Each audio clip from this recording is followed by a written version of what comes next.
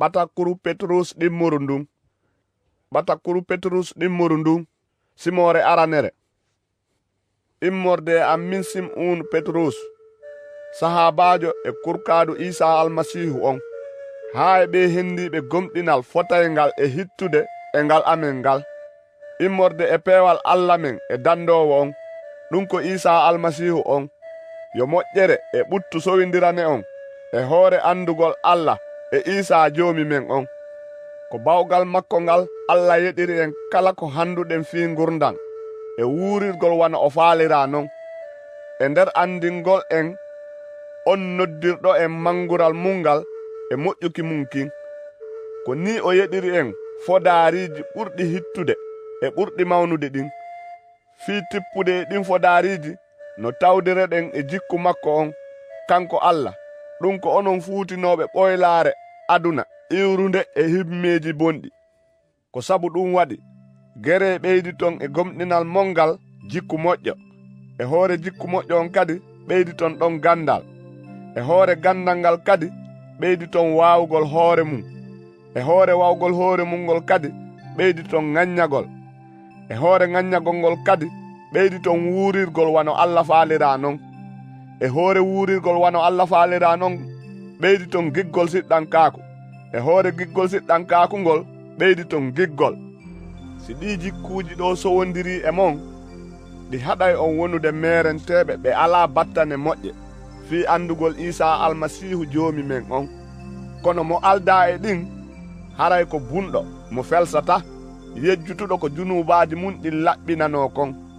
Ko ɗum waɗi yo musidɓe ɓurte wakkilade fii haqinɗingol noddandu ndu nodda ɗon ndun e ko suɓa ɗon kon. Si on warri non on yanata e nder bone few. Ko ni newnirante ɗon no yaajiri naatugol ka laama teeri pomayankeeri joomi men on dandowo ɗum ko Isa almasihu on. Ko ɗum waɗi si sondowomi andintinayi on fii ɗi piiji, hay si tawi hiɗon andi ɗi e hiɗon tabiti e goonga mo hendi ɗon on, miɗo sikki no hananinmi kami jokka andintingol on. Fannimiɗo e ndu togooru, ɗum ko ɓandu andum. Ko fii miɗo andi mi sertay joni e ndu ɓandu maayoru wana Isa almasihu joomi men on ɓanginiraninmi non.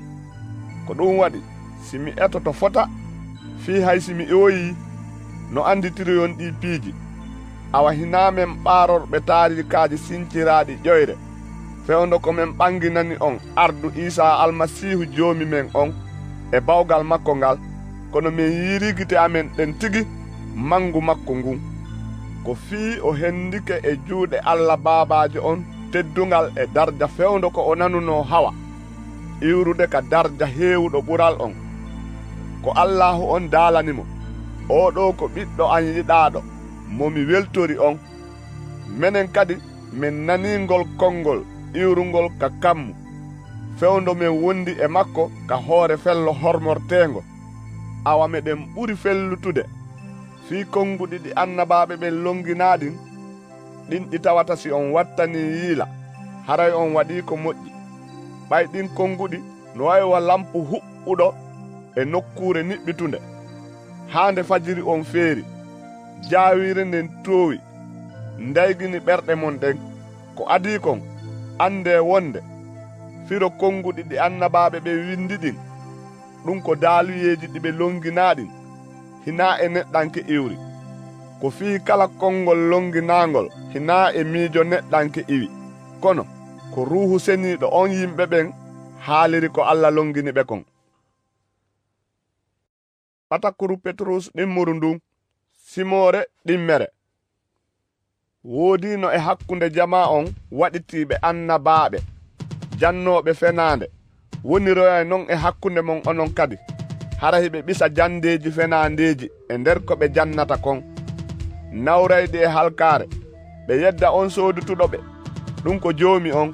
Ko ni ɓe pooɗirta e maɓɓe halakuye yawɗo, buy jokkoyay jiɓaare maɓɓe nden. Laawol goonga on hoynoye sabu maɓɓe. Immorde e miile maɓɓe ɗen ɓe hiiliroyay on konguɗi sincaaɗi, kono gila neeɓi ko ɓe happana kon no ɓadaade tun. Awa hayrande maɓɓe nden ŋoŋa, ko fii Allah dandaali malaykaaɓe waɗunooɓe junubu ɓen kono o nangi ɓe o bugii ka yiite jahannama ka ɓe jolkaa ɗon e nder niwre ɓe jogoraa ɗon fii ñaaweede. O dandaali kadi ɓeya yimɓe aranɓe kono ko jeetato o acci e maɓɓe. Goɗɗo on ko Nuhu, on waajotonooɗo fii peewal ngal. Fewndo ko Allah on acciti waameere nden e hoore jamaa ɓe rewataamo ɓen.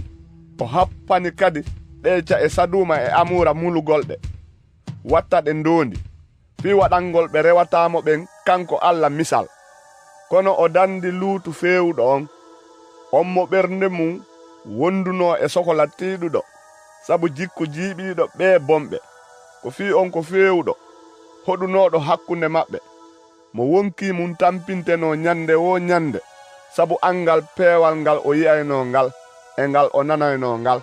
Awa ɗum ɗo fof no holli ko Joomiraaɗo on andi ko honno o dandirta yimɓe gomɗinɓe ɓen ndarndeede. O donkina ɓe feewaa ɓen haa nyande ñaawoore nden. Tentiniiɓen jokkuɓe himmeeji tuuni ɗi ɓalli mum hoyna laamu Joomiraaɗo on. Ɗum ko ɓee suusuɓe reedu mawnintiniiɓe ɓe hulataa aybinde ruuhuuji ɗin ka kammu e hille malaykaaɓe ɓurɓe ɓe doole e mbawdi ɓen ñaawiraali ɓen yimɓe hoyre yeeso Joomiraaɗo on. Kono ɓen jannooɓe fenaandeeɓe ko wowɓe wakkulle buruure ɓe alaa miijo micco tagiraaɗe fii nangeede mule ko fii hiɓe hoynude ko ɓe annda ɓe mulira e wakkulle buruure ni ko bone wonata joddi boneeji maɓɓe ɗin. Ɓe tawi faale maɓɓe on ko jiñalngol mbeleeɗe aduna tumbere ñalorma ko ɓe wowɓe wa ella e waadere ɓay hiɓe weltora ɗaynugol on haynde hiɓe ñaamida e mon. Gite maɓɓe ɗen no heewi jina awa kadi ɓe haaɓataa waɗugol junubu hiɓe pooɗa wonkiiji ɗi tabitaa ɗin nawra ɗi e ko boni. Ɓerɗe ɓen jannooɓe fenaandeeɓe no eltiraa miile ɓen ko ɓe fayɓe huɗaaɓe ɓay ɓe accitii laawol feewugol ngol ɓe majjirii sabu jokkugol laawol Bal'ama ngol on ɓiɗɗo Be'uura yiɗunooɗo joddi heɓorndi bonki kono o felliraa sabu geddi makko ɗin tigi. Ɗin geddi woni sabu haa mbabunkun ɗum ko mummunte hunkun wowliri wa neɗɗo ɗum hadi on annabaajo waɗugol kuugal feetere. Ɓen ko ɓe ɓulli ɗi alaa ndiyan ko ɓe duule ɗe henndu raɗotoo ɓen no maranaa niwre ɓurnde tekkude nden. Immorde e yewtereeji maɓɓe manti e mehi hiɓe huutora himmeeji jiiɓaare ɓanndu fii pooɗugol ɓen fuutorɓe karahan e juuɗe wuuruɓe e majjere ɓen. Hiɓe foda ɓe ndimu e hille kamɓe tigi ko ɓe maccuɓe ko nawrata e halkaare. Ko fii mo kala ko maccuɗo ko fooli ɗum kon. Ko fii si tawii ɓawto fuutagol tuundiiji o aduna sabu andugol maɓɓe joomi on e on dandoowo ɗum ko Iisaa Almasiihu on.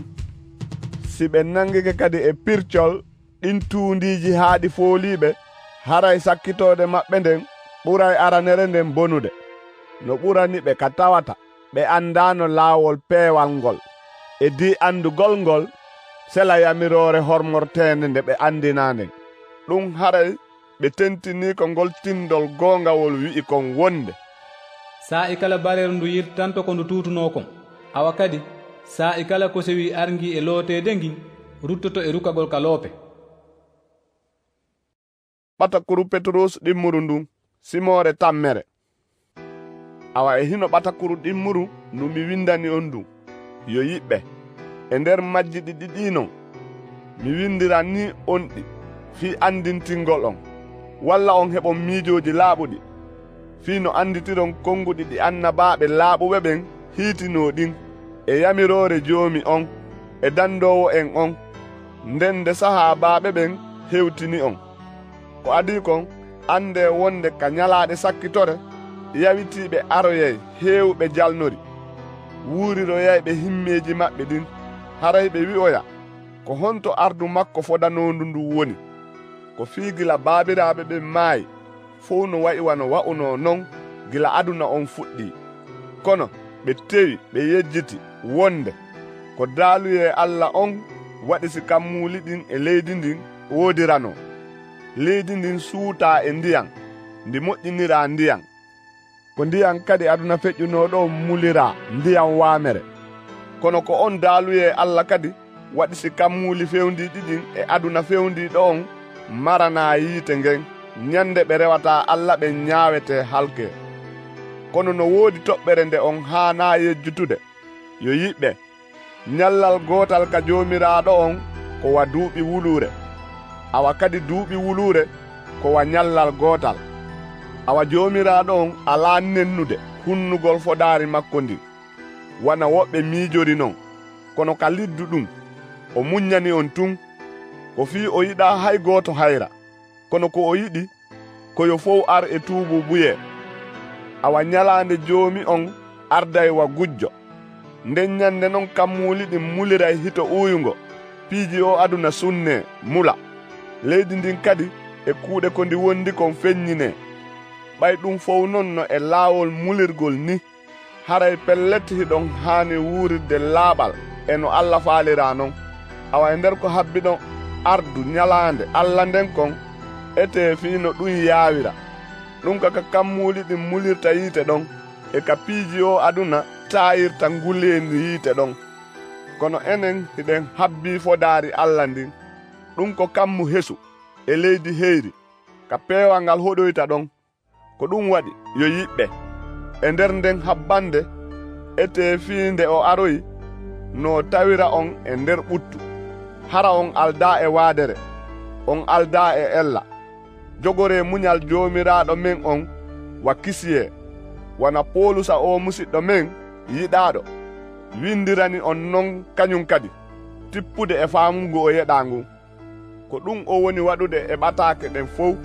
ka o wowlifi ɗin piiji ɗon e ka windanɗe mettuɗe faamude ɗen woni ɗon ɗe tawata yimɓe ɓe faamaɓen e ɓe tabitaɓen ɓoyli noone on wano ɓe waɗiri non e ko heddi e bindi ɗin kon fii hayrande maɓɓe kamɓe tigi onon non yo yiɓɓe ɓay on hajama reene fii wata on selu jokkon ɗayni ɓe ɗoftaaki yamiroje Allah ɗen haa ka yoolon tabital mongal awa ɓeyde yaarude yeeso e nder moƴƴere nden e andugol joomi men on dandowo ɗum ko Isa almasihu on mo mangural wonani jooni e haa pooma.